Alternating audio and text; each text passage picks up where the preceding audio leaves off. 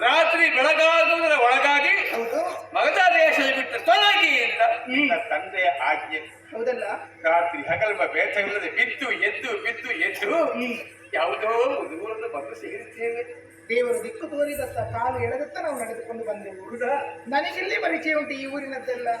ನೀವಾದ್ರೂ ಇಲ್ಲಿ ತಿರುಗಾಡ್ತಾ ಇದ್ದವರೆಲ್ಲ. ಅದೆಲ್ಲ ನಾನು ಆಲೋಚನೆ ಮಾಡುವುದು. ಏನು ಕಲ್ಲಲು ಮುಳ್ಳುಗಳಲ್ಲಿ ನಡೆದು ನನಗೇನು ಅಭ್ಯಾಸ. ಇದುವರೆಗೂ ಹಂಸತೂಲಿಕ ತಲುಪದಲ್ಲಿ ಮಾಡುತ್ತ ನೀನು ನನ್ನ ಕಂಬಳಿ ನಡೆದಿದ್ದಂತೆ ನಿನ್ನ ಕಾಲು